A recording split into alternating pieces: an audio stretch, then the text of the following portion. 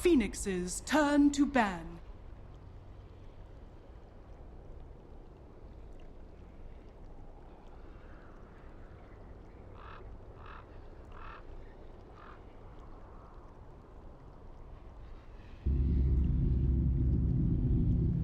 Fnatic's turn to ban.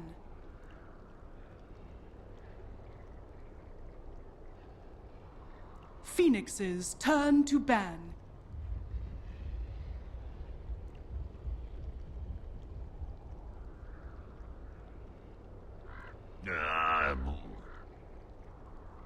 Fnatic's turn to pick. Doom. Phoenix's turn to pick. Bane. Dark Seer. Fnatic's turn to pick.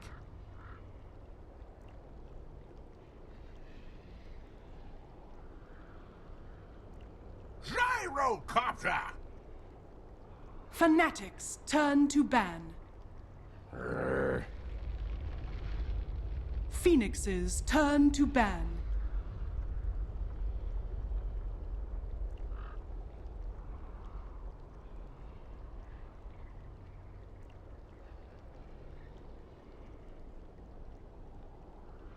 Ten seconds remaining. 5 seconds remaining. Reserve time.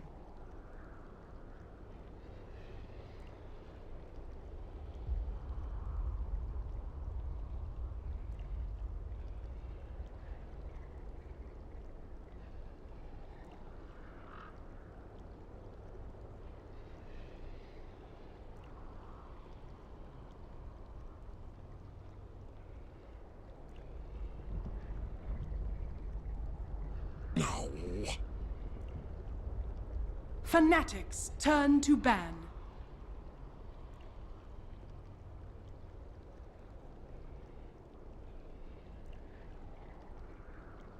Yeah.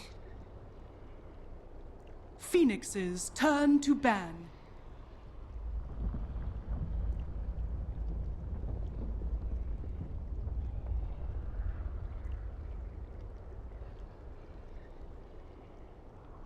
Welcome back, everybody. It's game number 2 now between Fnatic and MVP Phoenix. Fnatic do need a win here, as they haven't been doing the absolute greatest in this Southeast Asian group stage so far for Dota Pit. As they are actually, I was looking over their score. They're top of the board right now because they've played the most games, but they do not have fantastic win, as they've had 4 different wins, 2 different draws, and 2 losses, so not outstanding. Okay, that's actually really confusing. What I should say is that they have 1, 2, 3, 4 wins in total and 2 losses. You just want to count individual games. Either way, we're here now in game number 2, and Fnatic do need to pull out a win here against MVP Phoenix to force another draw. And welcome in Scans, who's going to be my co-caster once again. Scan, we have a Doom again, and it's going to be for Ohio. MVP Phoenix seemed pretty content with giving away the Doom and just counteracting it. Yeah, and MVP Phoenix also start with the Bane Darkseer yet again, just like last game, so clearly like that's a beginning to a draft that they enjoyed. This time they do get the AA in the second phase, so they'll have it for themselves. Possibly combine with the Darkseer, but also just against that Doombringer. And the Gyrocopter is kind of interesting from Fnatic, because this is one of the few heroes that both Mushi and ADTR have been playing recently. But we don't know just yet. I would guess more likely it's ADTR and they put Mushi in the mid lane. Yeah, especially Wind Ranger, I think is almost 99% chance Mushi in the mid lane, with ADTR and the Gyrocopter in the safe lane. Why do you think they didn't ban away the Ancient Apparition? It's just kind of interesting to me that Fnatic, like, picking it up last time was in a way to make sure that the Doom, didn't get counteracted by that Ice Blast, but they chose to ban away the Dazzle and the Alchemist instead. Do you see that much value in the Alchemist in that 3-4 area? Do you really think he's more valuable than your Ancient Apparition? I'm not too sure. I guess maybe their feeling is like, since it's going to be an offlane Doom anyway, like sure, if you want to pick a hero to counter offlaner, not the end of the world. Mm-hmm. I'm not sure why they banned the Alchemist. They must be, well, for whatever reason, specifically worried about dealing with the Alchemist. It's easy to see why you ban the Dazzle, because that's gonna work. Yeah. That's also kind of a counter to the Doom, and Yeah. very, that very hero's powerful just- here in the tournament. Yeah. So good right now. But the Queen of Pain for MVP Phoenix, 10 which seconds is a QO remaining. hero, doesn't necessarily have to be the QO hero. I'm pretty sure Solo Rank Warrior can play it. 5 seconds. Definitely remaining. previous versions of their team, they used to run the safe lane and mid. Phoenix's Now turn for to ban. Fnatic, there's a decent number of steals. So it's pretty rare to see Rubik picked up nowadays unless there's just a really good hero. Obviously, Bane's one of the, I guess, the best heroes that you can pick Rubik 10 against because seconds Fiend's Grip remaining. is an easy steal. You have an interrupt against it. He has an instant stun against 5 Queen of Pain seconds as well, remaining. and that blink can be quite valuable if he Fnatic's manages to turn get to his hands ban. on it. So we'll see if they manage to make it work. He'll be a decent setup hero for the Gyrocopter as well against that Darkseer. MVP Phoenix not going to have the opportunity to run the same kind of dual lane scenario that they did last time. 10 And interesting that seconds MVP remaining. Phoenix actually banned out the Night Stalker in that second ban phase as well, 5 because seconds remaining. even though it didn't succeed, you could tell they were kind of like, okay, this is an annoying hero to deal with. Did so Reserve much early time. on. Didn't get to kind of control the game the way Night Stalkers usually do once they hit Aghanim Scepter, but this is, I mean, Chrissy for me is the player to watch in Fnatic. And I was saying in the previous game, it's kind of like Turn to pick. he fell on his sword, he took one for the team, recognizing it. I think that they needed Ohio to be back in his offlane role. They needed Mushy to be back in his core role. Yeah. And so it kind of just like worked out that he needs to be playing in the support role. Wraith King. But yeah, he's he's a phenomenal player in any role, really, is what I wanted to say. And there's been some commentary that like Fnatic are wasting his talent on supports or something. I don't think that's necessarily the case. I think supports can make talented players just as much. I don't know if he'll be the Rubik or if he'll be the last hero. Also an interesting thing that they left their last 2 picks for the supports, which is fairly unusual. Yeah, I do feel that if they're going to keep DJ on the support role, that they should give him those more aggressive heroes 5 like Night seconds Stalker to get remaining. your hands on the Tusk. Those kind of heroes that are able to roam around Reserve early time. on, because I think when I look at him, I see a lot of comparisons to, Aloha Dance, how he used to be a pub player. He was actually a mid player, and he was actually very strong. Like mechanically, he's quite gifted in that role.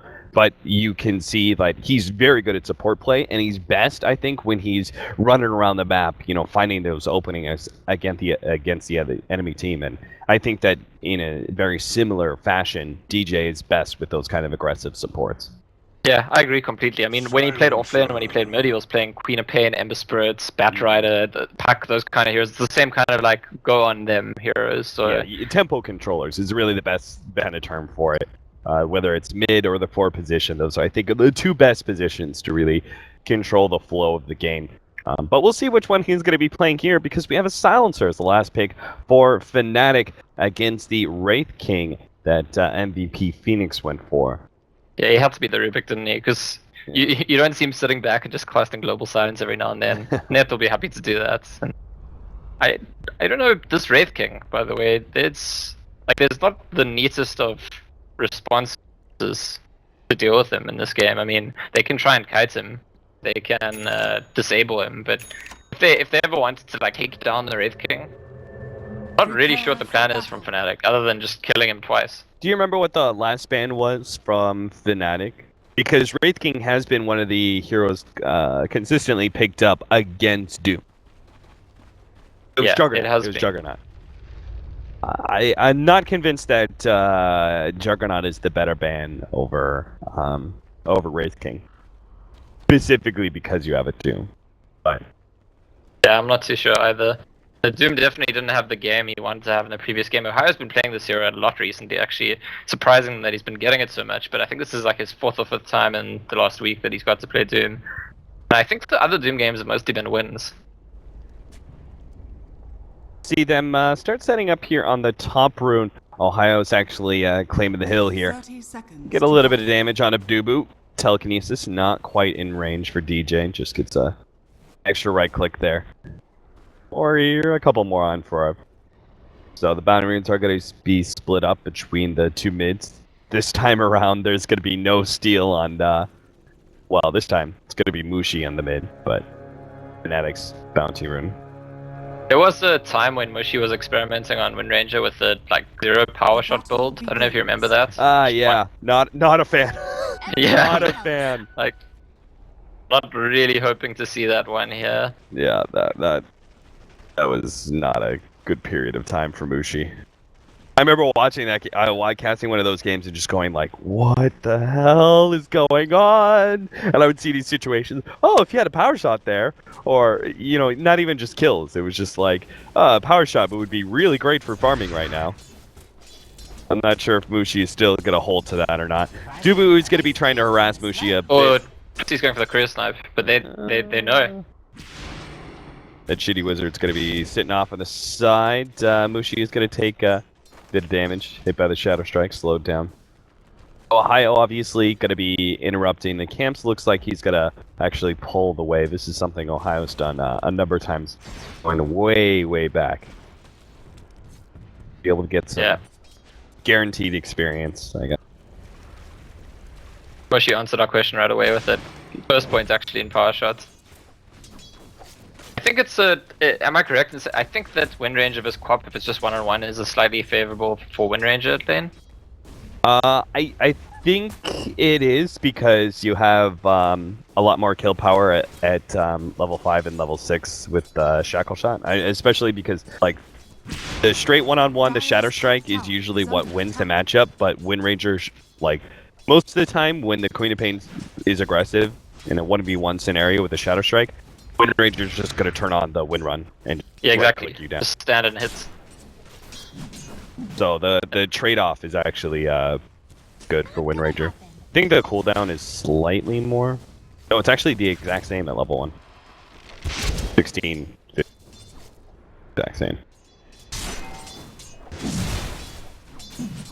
But yeah, in the safe lane, ADTR, Gyrocopter definitely going to be fine. I think that Solo Rank Warriors, Wraith King is also going to be fine. They're both going to be getting pretty easy farm. Rotation around Ohio actually finds himself a Wool Commander and is level 3 already. So between taking the big creeps and just straight up cutting the tower and pulling some creeps back to his tier 1, actually been a pretty good offlane for him so far. Compare that to the Darkseer, who's still level 1. Fnatic have been investing a lot of time from net to keep that Darkseer from getting his level 2. They don't actually have a disable combo to really kill the Darkseer, but they sure as hell can harass him out pretty easily. Oh, the courier! Oh no! Telekinesis just in time, and QO pulled back into the tower. The power shot to finish him off. Mushi gets the first blood QO. Oh, that's a QO play if I've ever seen one. Yeah, I wonder if that was like deliberate. Like, oh, QO's gonna see, he'll definitely blink. Because they were so ready for him. It's pretty quick telekinesis. Gritzy, great response. Well, QO did buy his bottle just before he died, so at least he didn't lose any gold. Yeah. Bottle similarly will come out for Mushi now in the Flying Courier. Yeah, in the meantime, this support silencer, I don't know, I always wonder, like, I don't think Wraith King is a hero that's that important to silence. I feel like you don't get that much value out of that. Obviously Queen of Pain, a good hero to silence. Darkseer, a good hero to silence. When you're playing that support silencer, more often than not it ends up being just about the global. And my opinion at least is that global silence is, you know, if you're picking a silencer just for global silence, you need to be able to use it proactively. So again, we get, like, as the game develops, we're going to be looking into, like, Fnatic have that initiation power. Can they go in with the Doom or the Rubik or the Windranger? I think if you're forced to use your global silence defensively, you just never get, like, the true value out of it. Yeah. That's why I actually expected an Earthshaker and not the silencer, just because I figured they would want a blink hero. Because right now, you know, as you said, you need to be able to try to jump in and kind of set up that global silence. You want to be the initiator in this case, but they don't have the greatest heroes for it. The best is going to be Windranger, but that's oftentimes a bit delayed if you're going to go for the Aghanims first. You know, Ags, Blink Dagger is the most common route. But even then, I don't think that's the most reliable stuns in the world. Mushi pops his double damage, battling back against QO's aggression. I wonder how it feels like laning against Cure. I wonder if... I'd love to ask some mid players. Oh, they actually Shackle, that's a beautiful setup. I'm fantastic. Be able to finish him off with the help of DJ's telekinesis. Yeah, exact opposite of what I was going to ask about actually, because Cure is the one who goes down. But it's like, when you're laning against Cure, you kind of know that if there's any kind of opportunity for him to be aggressive on you, he's definitely going to. So you can't... I think there's some mid matchups where you kind of know that the enemy player is just like mostly playing a farming game and you can relax and get into a farming pattern yourself. But yeah, it's a dangerous thing to do against him. Duo is definitely not a guy that you can down your defenses for too long. Gonna jump now onto Mushi, just get some extra damage there. They have the Ion Shell, maybe QO could have considered trying to body block him and run him down with just the Ion Shell tick, but Dupu, you gotta be careful here. In fact, he's probably dead. He gets out the brain sap, might make his way towards Roshan. Ohio's just gonna be able to run him down though with the extra Scorched Earth movement speed and the Orb of Venom. It should be a pretty easy kill. Needs another hit. Runs, brain sap's almost up. Dubu can actually turn around. Scorched Earth fades at just time, and Ohio's forced to TP away. The Rubik does end up going down as QO makes his rotation across. So is this Darkseer being so active in the mid lane, this out of necessity for mid, or was he struggling to get value in top lane, you think? I'm surprised, again, just because of the fact that they don't have a kill combo, but it seems like Net has successfully completely harassed him out. And I guess a large part of that is that Glaives of Wisdom. You know, any support with an orb attack is going to be really valuable at just zoning the enemy offlaner because you don't tank the creep aggro. So I think it's just suffered to any farm. I also think the last word poses a bit of a dilemma for Darkseer, because if you walk up to him and last word him, usually Darkseer is like, okay, I'll put on Iron Shell and fight the supports. But if you do that, then you can't surge and Gyrocopter comes in. So it maybe is like a somewhat tricky matchup for Darkseer. Now gets his level 4. ADTR though is level 6. Wow, the early rotation from the Wraith King actually, they want to reinforce this Darkseer there and get a kill on the Gyrocopter. It's a nice idea, very similar to the way Gyrocopter works. This should be a pretty free kill on the Gyro with the Ion Shell especially. Meanwhile, they actually did get the Queen of Pain in the middle lane. Looks like DJ dropped quite low. Mushi was a little bit low on HP as well, but still managed to pick up QO. Oh, bottom lane, they're going to run down because they know the Wraith King is gone, of course. Febby is a very free kill for Ohio, especially now that he's level 6. It's a much better start for Ohio's Doom game than the previous game, and I think he's going to be much more relevant for us this time around. It's a nice idea, getting the Wraith King aggressive and using him like that early Gyrocopter, smoke into the off lane and give free space to the Ancient Apparition. But when you have a hero like Doom, I think he's just able to punish the support that's left alone so easily. Yeah, the other concern, I mean, obviously it justifies itself if you kill the enemy carry to make the rotation to be your carry. My concern is just, the way I was saying last game, if Anti-Mage leaves this lane, there's that risk of getting banned in farm. Wraith King, it's not really about farm, it's more XP. Like, you need to make sure you get your level 11 reasonably early on this hero. It's very, very important. Do you think he should go the Hand of Midas? If he's going to be, moving around the map so much in order to... Because we've seen that from Wraith Kings before. In order to get that faster level 11 and keep the farm going while you're still playing aggressive, Hand of Midas has usually been a decent solution. Yeah, I like the idea, especially because he's got Darkseer that can urge him around, so he doesn't need the blink that early. Well, bot lane, Febby's being dived again. They do have the TP in for the Darkseer, but that's not really going to change things. Febby's still going to go down forever. It's just going to try and get the turnaround kill onto Net, but they do have ADTR. He's still going to be able to pick up the kill on the Silencer, but this is going to zone away the rest of the TPs, or not. Wraith King's going to be the first one in. He does have Reincarnation, so he doesn't care too much. Nightmare onto ADTR with QO coming in for the side. They've taken out Mushi, and we'll get ADTR in due time. Double kill there, triple kill actually for QO. And the only trade-off was an Ancient Apparition and Darkseer. Well worth it for Fnatic. Cure, by the way, was 0-3 before that fight. And now he's 3-3, just like brings him all the way back in. I meant to say well worth it for MVP, obviously, because that was huge for QO. Yeah. And yeah, I don't know. It's almost like MVP saying to Fnatic, "You're diving us. Like we're the diving experts here." And Red King now back in his normal lane because that's where the fight was happening, and he is going to go straight into the blade mail. I kind of agree with you that Midas could be a consideration if he's going to be that active, but I feel like MVP are just confident in like in the activity they're going to succeed in fights, and then he's going to get the levels anyway. Yeah. Like the risk is, that's why it's similar to anti-mage. Well, he's actually going straight on the Doom here. Yeah, middle lane they actually pick up the kill, but it's going to be the bottom fight that's going to be a bit more interesting here. Wraith King is going to be losing his reincarnation soon, it looks like. Fnatic, are they going to be able to punish it twice in a row? Power shot? No, it's not quite up. So they couldn't take away that. If they had actually gotten the reincarnation at some point in time, then they could have thrown down the Gyrocopter ultimate on the second life, and maybe they could have killed the Wraith King. But now, he's going to be able to finish farming his Blade Mail, which is going to be exceptionally strong, especially against the Gyrocopter mid lane. Mushi committing for this kill on Febby. He's going to be stunned up in the process, but QO doesn't have that Sonic Wave anymore, and won't be able to get the counter kill, so... It's actually important that Mushi gets that kill because Fnatic really, like they had made a 3-hero rotation to the bot lane. They failed to even get the Wraith King's ulti, and in the meantime Cure had killed Nets at the mid lane. So like some kind of return very important there, and Mushi kills a support for a support then. Blade Mail complete for the Wraith King. 7-7, but the game is not as even as the scoreboard would entail. It's about a 2,500 gold lead for MVP Phoenix, 700 experience. Oh, DJ. Oh, okay, doesn't get spotted and Cure just TP's out. Gonna DJ not knowing that the Quapa's gone, he's gonna TP to his tier 2. He's just trying to soak for his level 6. This is such a potentially good game for him on the spell steal status.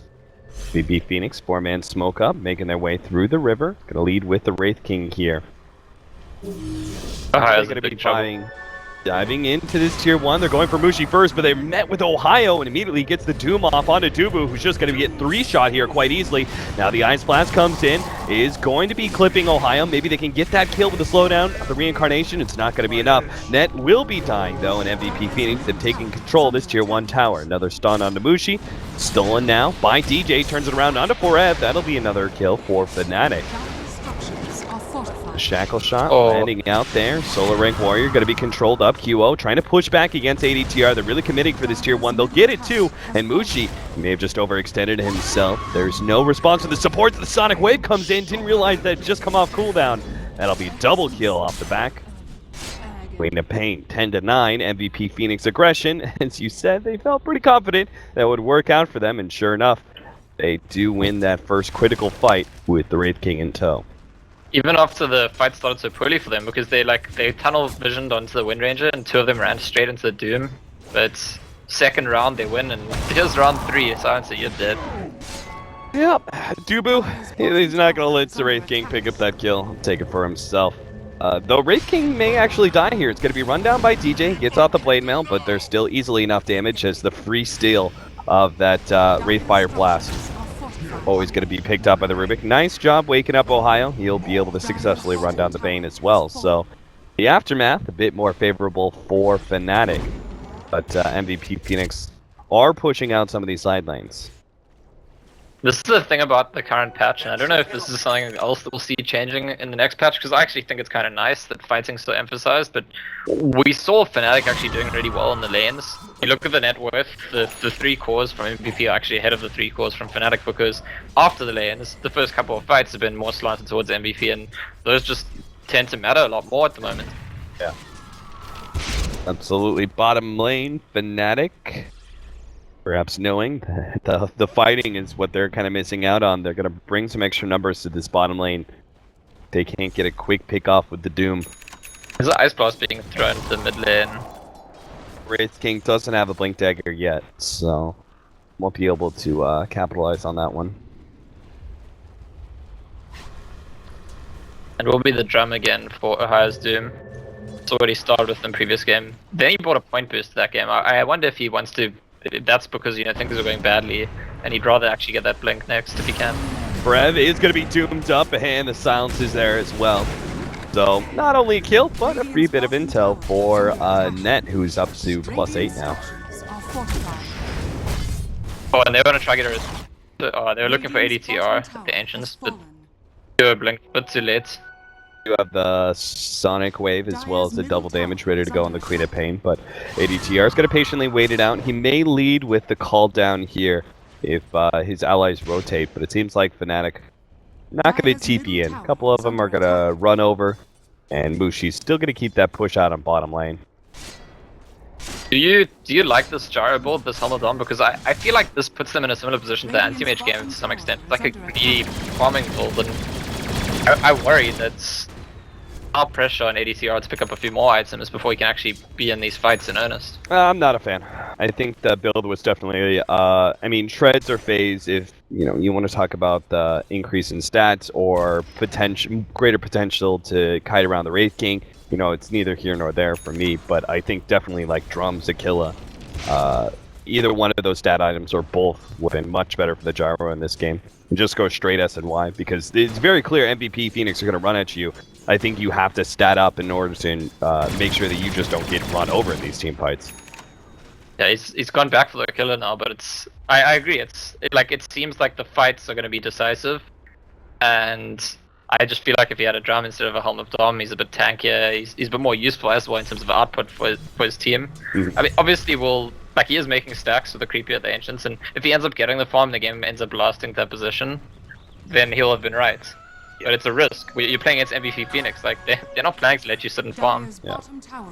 Fortunately, MVP Phoenix don't have a great team for dealing the stack, but they certainly can take enough control that you can never really farm it yourself, and maybe they can farm it as a team or something, or maybe the game just simply ends before you're able to get the value. I think it takes I think you have to get 2 different stacks of Ancients, 2 different rounds of big stacks of the Ancient camp in order to really make that Halma Dominator worth it. But, oh dear, they go for the stack. It's the worst possible scenario. Oh, he takes out the Ancients too. Oh god, Fnatic. Halma Dominator, worth, not worth? Right now, it's definitely not worth it as MVP Phoenix MVP Phoenix managed to smoke up and win a huge fight against Fnatic at the perfect time. This clip ward by MVP Phoenix is basically the most popular Radiant ward at the moment, I think, especially at this stage in the game. So I'm not too sure Fnatic don't even check for it. Surely you got to check for that ward before you farm Ancients. I feel like that's a bare minimum rule. Yeah.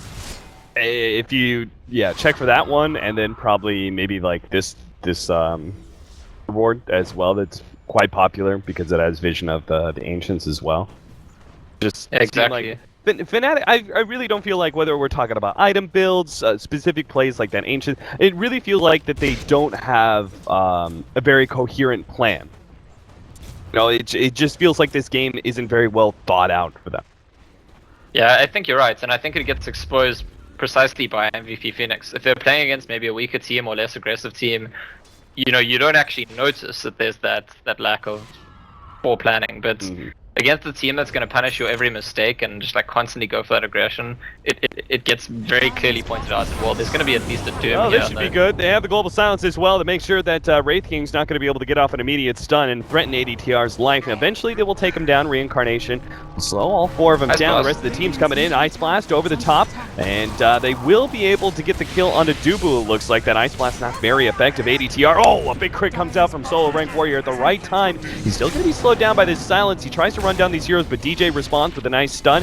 Solo Rank Warrior runs forward, actually gets a bit of damage from that Blade Mail onto DJ, which will ensure that Brev gets that kill, and can actually run down net as well. Good use of the illusion so far, but is he going to be able to catch up with this surge? Doesn't look like it. Ohio trying to go for the body block here. Rev runs forward, but again, that last word, as you were talking about earlier, posed a lot of issues, and Brev is now going to take it turned around on as Ohio finishes him off with the level death. So it's a win for Fnatic, but I don't know. I almost feel like it's still not a big enough win, right? Ice Blast didn't hit that many people. They killed Queen of Pain before she did anything. So, firstly, the fight's not always going to be that good, and secondly, it takes the global silence, the Doom, everything. Then it needs to be maybe even better than that. What do you think about that ice? It was really weird. The Ice Blast, I felt like it had an opportunity to hit multiple heroes, and he let it go. Yeah, he let it go too late. Yeah, I don't know. Maybe he specifically wanted to catch the Doom. That's sort of what it felt like to me. But maybe a bit too tunnel vision in that position, because like sure it's meant to like counteract the Doom, but when it comes to a big fight like that, your Wraith King's just propped his ulti. You want to just hit as many people as you can. Yeah. Fortunately, the Wraith King being able to finish off the Gyrocopter, I think, was one of the big things that made sure that MVP Phoenix didn't completely lose that fight. They got some sort of turnaround. DJ, well, he's going to be orchid up. He's definitely dead, but is DTR going to be caught as well? Yeah, definitely. Febby with that maxed out Ice Vortex though that we've been seeing from all these ancient apparitions lately. So effective at catching out the heroes on the run. Yeah, and this is like MVP Phoenix did not even rush for a gank after the fight. They like kind of took their time about it, but Global Silence is such a long cooldown that they know, you know, we lost that fight because there was a global. It's down. We can do whatever we want for a while. It's back up now, so it might be round 2 for Fnatic to try go for players, but they're gonna need their Gyrocopter and Rubik to respawn. Whoa, he completed the Orchid not so long ago, and he almost has BKB complete now. Wraith King's ulti is gonna be up again very soon as well. Got that level 11 now. Dire's top tower is under attack. Aghanim's. She. Green Band smoke up. Fnatic. They're gonna try and push through here. I'm assuming that Mushi's gonna TP in. Dire's structures They have to kill Cure in the global again. Like I think that's like vitally important for them. Yeah. Leading with the telekinesis to go back in. Global silence is laid out, but Ohio has been silenced up as well. Due to the Orchid, he's unable to get the control into QO, who's now just gonna be able to beat down Net. Global silence. Oh, the vacuum sonic wave with the wall. Triple kill instantly for Forev as he just destroys Fnatic with that play. Yeah, it's just exactly that. They Doom tried to go on Queen of Pain. Queen of Pain's like, actually I'll silence you first, and almost she's dead to They his still have Fiend's Grip. Oh, is under attack. MVP Phoenix. Radiant's bottom It's like tower deja is vu under all over again. 21 minutes into the game, and they've wiped Fnatic right in front of their base. They'll be able to push down this tier 3 tower, and this time around they can actually maybe get Dire's the top early tower melee has racks. fallen. Yeah, I mean, look, there's question marks for this Fnatic lineup, and people have been worried about, you know, what are the problems, how they fix the problems, when are things gonna get better. I mean, they haven't had big losses recently. In fact, I think this will be their first 2-0 loss in Dota Pits. They've Yeah. had a couple 1-1s. Yeah, they've just been tying with some of the stronger teams like I believe Mineski and I think Signature Trust was the other one. Yeah, but I mean, what I want to say on the other hand, this series, at least the way it's looking at the moment, very bright signs for MVP Phoenix, which is a team that's, I feel like, since their really nice run in top 8 in the National, hasn't really stood out that much. Yeah, I mean, they also had some roster changes, and a lot of people were like, oh, Korean Dota, that can become huge, and we haven't heard that much about it. Pick off there. Telekinesis pull back because he's got Net joining him, but with the Guardian Greaves laid out, it's pretty obvious for Rev should be able to survive. And now, actually, the Wraith King joins the fight. Blinks the wrong direction there. ADTR is able to get some distance. Doom immediately placed on QO, but Ohio has to turn around and help out his Gyrocopter, but he's already dead. Solo rank Warrior has managed to finish him off, and it looks like MVP Phoenix will escape. QO. Yeah, he's good. Good as well. So everyone survives from MVP Phoenix, and they got the 2 cores of Fnatic. It's a mess. I mean, Ohio gets the doom off on Cure, but it's after he's already used his whole combo to burst on Mushi. And that's not really the fight you want to have yet again. It's when you pick the support silencer, when you pick this kind of lineup, I feel like so much needs to go right, and it just hasn't. As you said, Fnatic are playing as if they don't have a very clear plan in terms of how to execute, and that means that it's very possible that they're a little bit clunky in their initiation and their execution, and they absolutely lose fights whenever that happens. Fnatic, they've been having a lot of issues lately, and now with this roster change to ADTR being added, thought maybe that would help fix some of those issues, but it seems clear at Fnatic. We gotta work out some of these kinks. Meanwhile, MVP Phoenix are looking quite hot in their first series here at Dota Pit. They're gonna be able to take Roshan and are in a position just to outright end game number 2 by 30 minutes. Yeah, they're looking really good. That's what I was gonna do. Like, I mean, it's not just Fnatic making mistakes. I think MVP Phoenix have played a really good 2-game series so far. Doob is moved on. You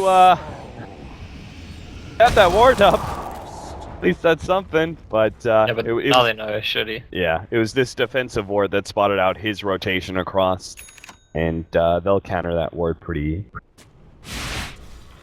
A little pickoff. This will delay MVP Phoenix's chance for aggression, but still, they have the Aegis. 4.5 minutes left to be able to push down Elena Rex. In fact, the AC is coming in pretty quickly for QO at this point, and it looks like Wraith King.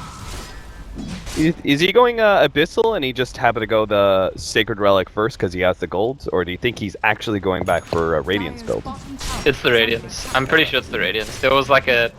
I think, this is close to Slash's way. Although he didn't go Blink, he just goes like Blade Mail, Radiance, Refresh, or Yeah. But I've seen it quite a lot recently, the Blade Mail, Blink, Radiance. Kind of like almost like a safety measure, just in case. I'll also, like, it's a lot of damage, a lot of presence, but also I'll keep farming, just in case. Yeah. It feels like, though, this exact build, especially if you're, like, the Blade Mail into Radiance, I think makes a decent amount of sense, but if you're going to invest that much into the other game, Blade Mail and Blink Dagger, I think it's pretty easy that you could just be shut down, and you'd never be able to pick up that Radiance after. It's been quartz. Managed to get away, though. Glimmer Cape has done a lot, saved the Doom. Saved from the Doom earlier. It was actually the introduction of Chrissy's Blink Dagger, that's how I got caught out. But now they'll know about it and be aware that the Blink telekinesis is possible. He's also got the Wraith Fire Blast. And to spam out some homing missiles. Jump in, go for Mushi first. They throw the vacuum, everything else. Ice Blast is going to come over the top. Doesn't quite land perfectly. They've already taken out the Gyrocopter, though. QO is going to be taken out by Mushi in that Focus Fire, but not before he gets DJ. No, the Healing Fountain is going to be able to keep him alive. They have the Radiance complete, though, for their Wraith King. They'll go back to finishing up this Tier 1 tower with the second life of QO.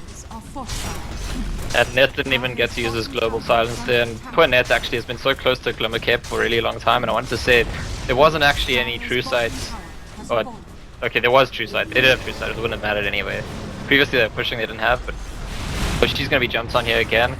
They have the vacuum if they want to try and expend that one. Meanwhile, Doom placed on a QO, but he's going to try and help Mushi out first, but Mushi's already dead. Now QO's left with the Ice Blast on him. He'll go down as well. DJ, the last one alive, and he'll be the one to call it GG. I gotta say, like, the very early game looked kind of back and forth in both these games, but it feels like irrelevant to me because the very early game, those kind of first 5 to 7 minutes, don't really dictate that much very often in the current meta game, and the next sort of 7 to 15 minute period has been like very MVP heavy in this series. They've like completely outshone Fnatic, looked like a tier ahead of them, to be honest. So Fnatic, I mean, they've already had a couple of draws, but this loss is really going to hurt their standing in Dota.